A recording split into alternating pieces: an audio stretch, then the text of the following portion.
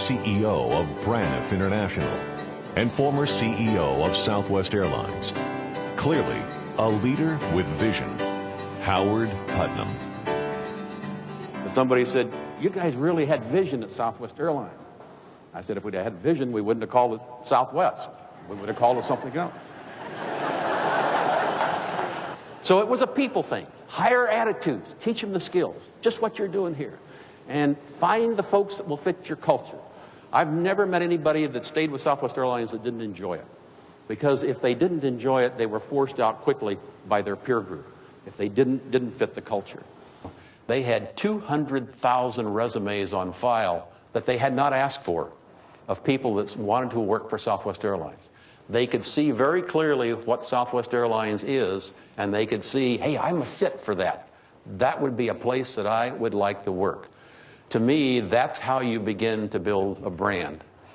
And you've built a brand at Toyota, no doubt about it. And whether you've heard that phrase, some fellows in New York wrote, that said, you know, if you sell a product or a service, you'll be known as a vendor or a supplier. If you sell a vision or an experience, and that's what you all do, now you're beginning to develop a brand. He has a line of 20 people wanting to buy beer from him. And he's throwing the peanuts behind his back, and he's opening the beer cans under his leg and talking to the people and signing autographs. So I went down just to watch him, and that was last year, and I did it again this year. He has his own business cards. They're plasticized, and it says 2003 on this one, Mark the beer guy. And then you turn it over on the back, and it says height, 6'8", pours right, throws peanuts right-handed, weight 268. Career highlights, worked the World Series, the Stanley Cup Finals, and he's got all the big games that he's worked.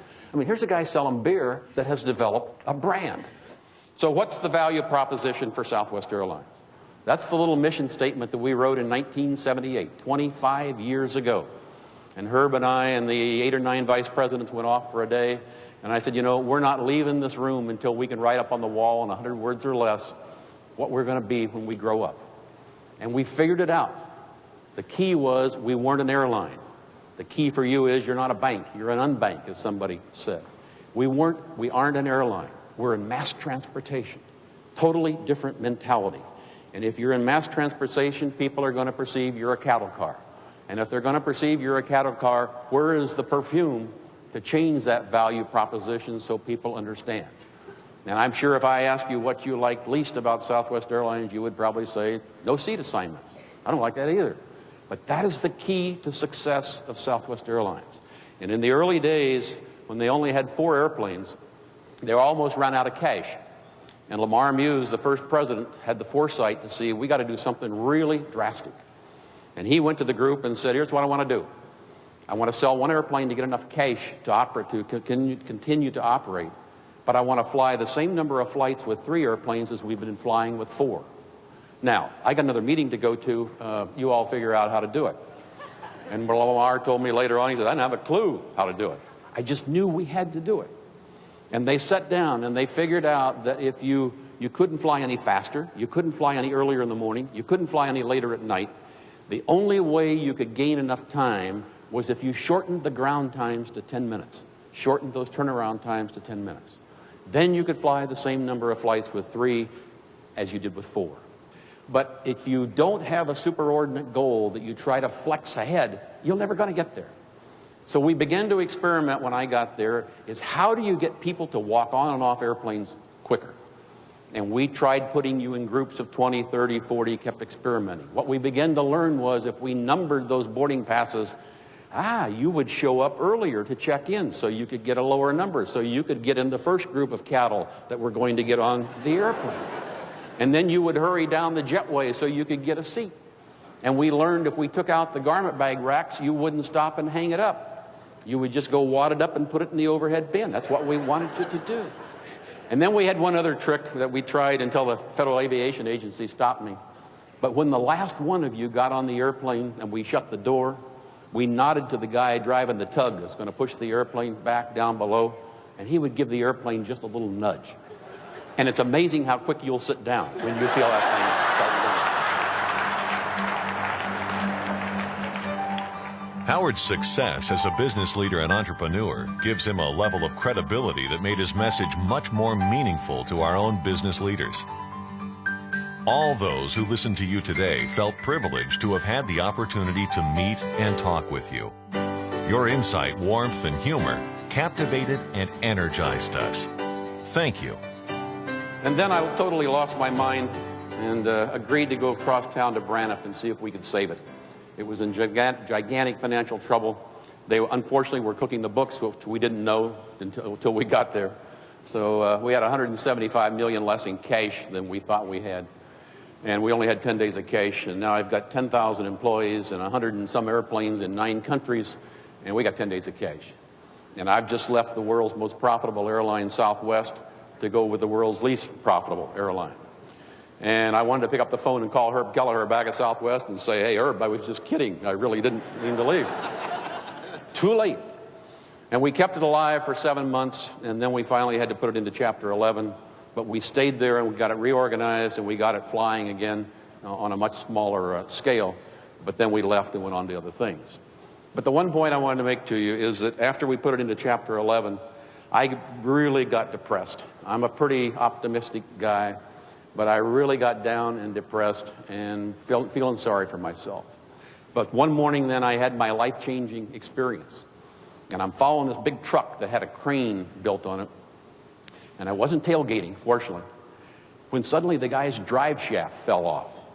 And like this 10 or 12-foot missile comes out from under this big truck and it's heading straight for my windshield. So I accelerate, and the drive shaft goes right over the top. I came out of my funk real quick. And I'm thinking, man, was I lucky when this transmission housing fell off. And this giant glob of steel came out, and I ran over it. And he pulls off to the side of the road because he doesn't have any locomotion. So I pull off behind him, get out, and this guy was the epitome of what you and I know as a good old Texas boy. And he had the overalls on, and the buttons were unbuttoned on the side, and his pant leg was stuffed in the boots. Boots had mud all over him. And he had about a 2-day growth of beard and a chaw on the cheek, and he had an engineer's cap on. It's kind of sideways. And all he did was walk around this big rig complaining. What a bad day I'm having. This thing was stuck in the mud out at McKinney. I'm going to be late for the next job. The boss is going to be mad. And he goes on and on. I get down and look underneath my car, and it's dripping a little bit of oil, but nothing very serious. So I go over and I nailed him about on his 3rd revolution around his truck and stopped him. And I said, sir, why don't you come get in the car with me? We'll go into Louisville. We'll find a phone. We'll call your boss. You can tell him all your troubles. I want to talk to him and see what kind of insurance you got. And we'll get on with our life. So finally he agrees. And he gets in with me. And I'm all dressed up, and I'm driving. And he starts all over again. What a bad day I'm having. This thing was stuck in the mud. I'm going to be late for the next job. I didn't say anything. And finally he looked over at me and he said, hey, Mac, what do you do for a living? And I said kind of softly, I'm the president of Braniff. He said, damn, thought I was having a bad day. I'm up in the 727 one morning at DFW with this young man, and we're throwing the bags out on the conveyor. I mean, we're carefully unloading your luggage.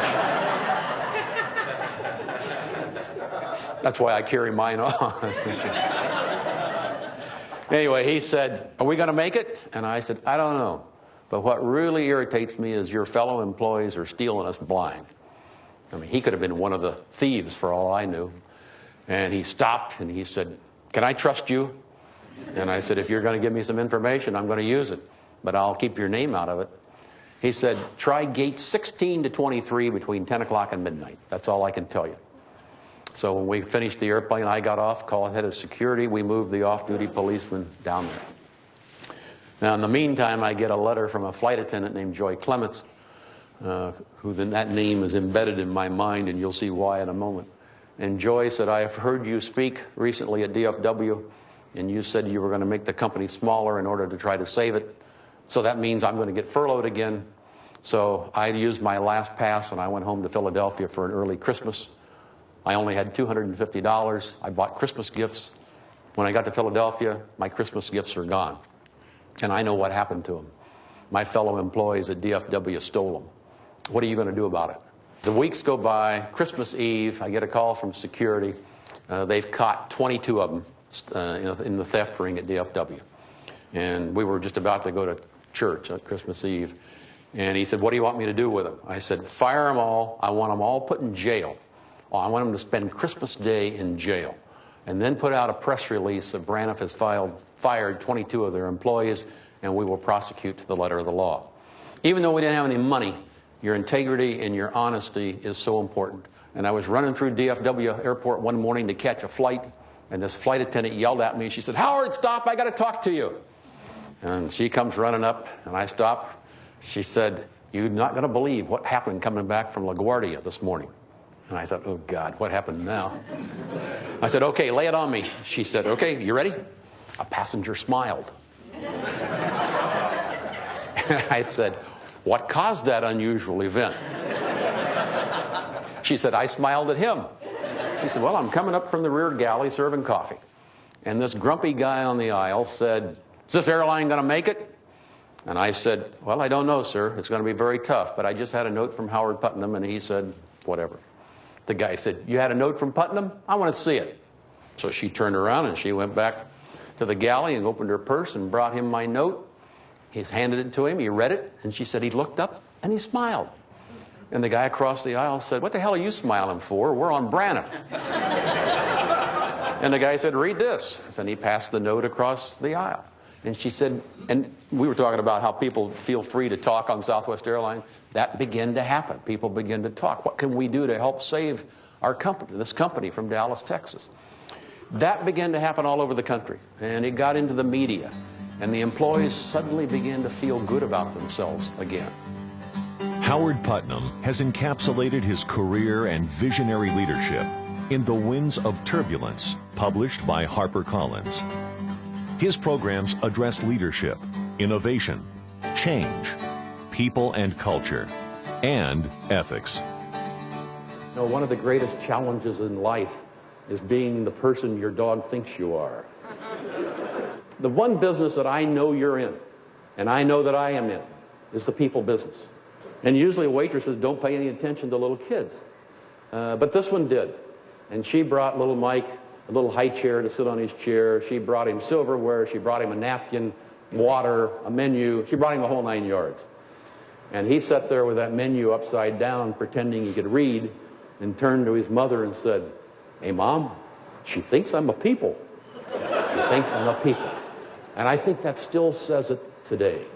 Your customers, your stakeholders, your suppliers, your investors, they're all people.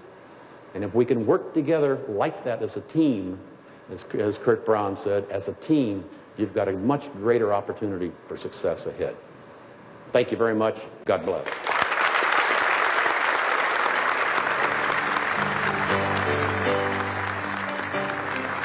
For more information about Howard Putnam, please contact the agent who provided you with this preview video.